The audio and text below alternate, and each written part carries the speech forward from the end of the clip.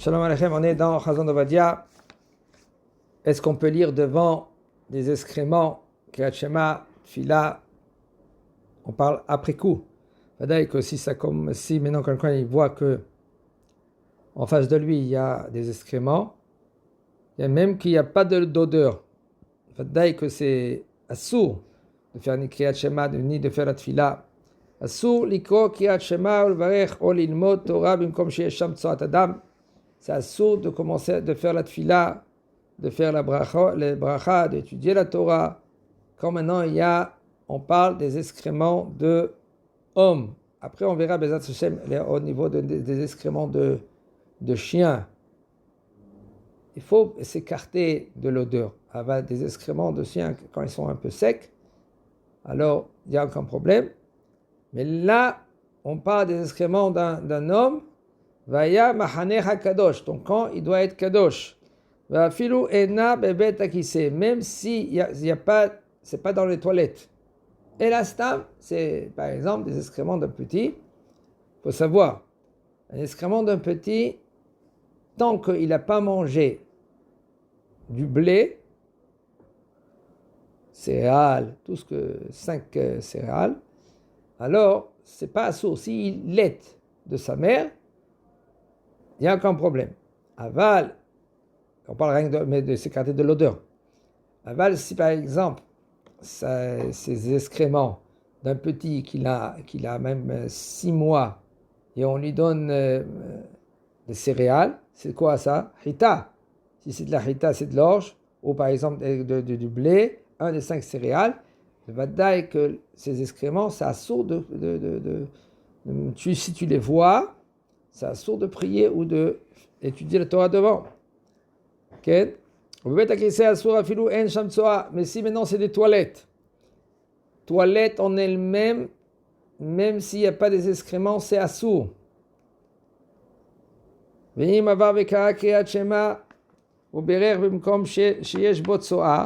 maintenant lui il a fait Kriyat Shema ou il a fait une bracha devant un endroit qu'il y a là-bas un excrément, il n'est pas rendu quitte. Lo yatsa yede chova.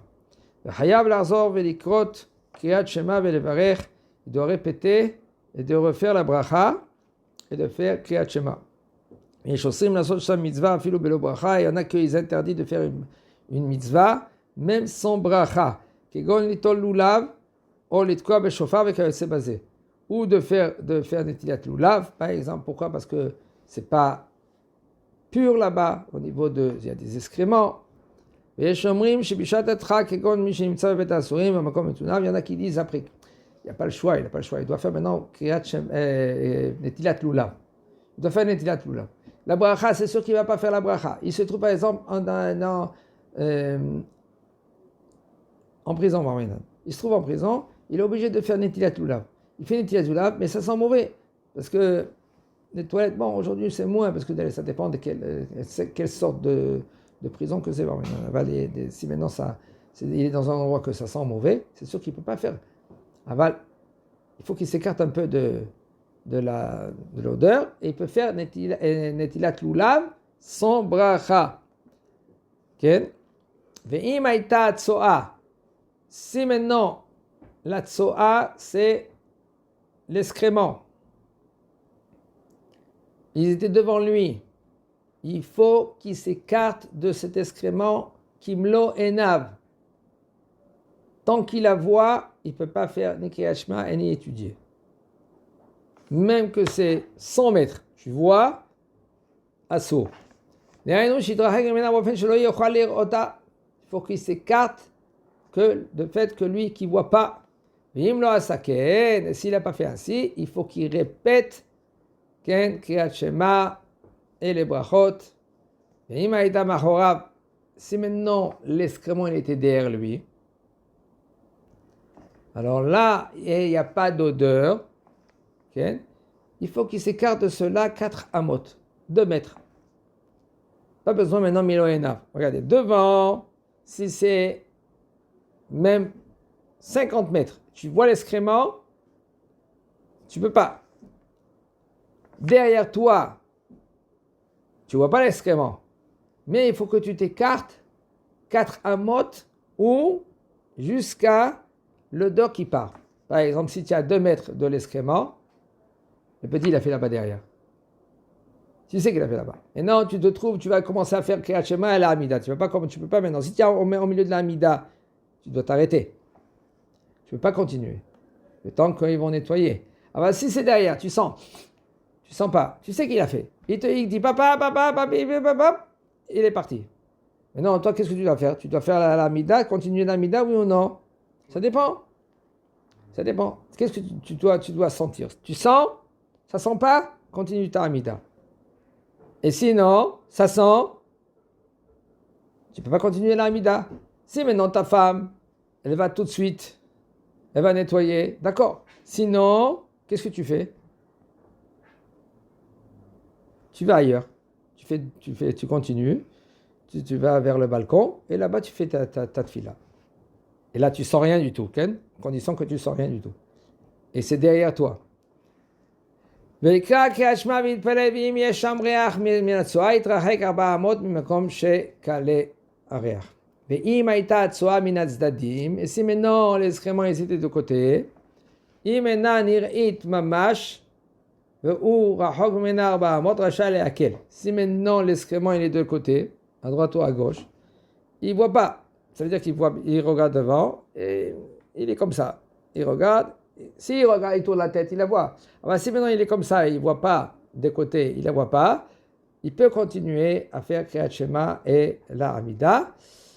On parle que ça ne sent pas et que il est écarté 4 amot.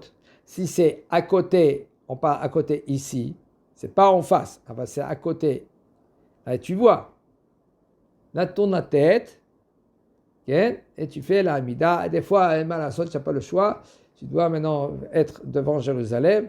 On parle que quand tu ne peux pas maintenant prendre les excréments, même si maintenant tu peux prendre les excréments, toi-même tu les mets dans les toilettes, si c'est possible.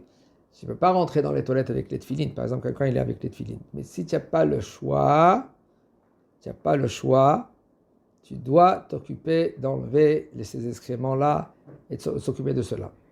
Et tu dois prendre et tu mets, par exemple, tu enlèves les tefilines, tu enlèves le talit, tu dois rentrer dans les toilettes, tu nettoies qu'est-ce qu'il faut.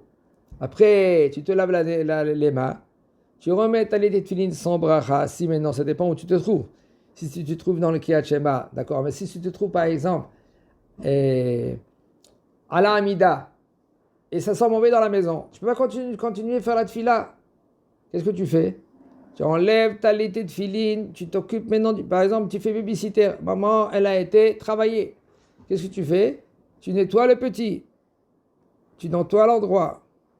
Tu jettes tout dans les toilettes. Si c'est passé le temps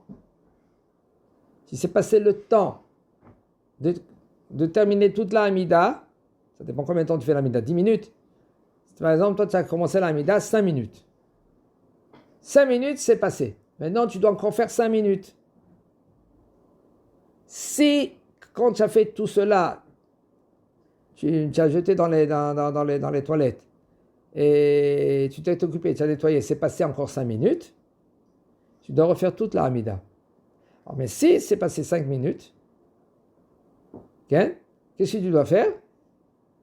Tu termines où tu t'es arrêté. Tu reviens à la place où tu étais, ou peu importe où, et tu continues ta Hamida. Mikol makom, im yachol lefanot gabo, el makom ve'atzoa nimtzet sham, adif she'aseken, s'il peut tourner la tête, il peut tourner son dos, et il peut continuer sa Hamida, même qu'il n'est pas en face de Jérusalem.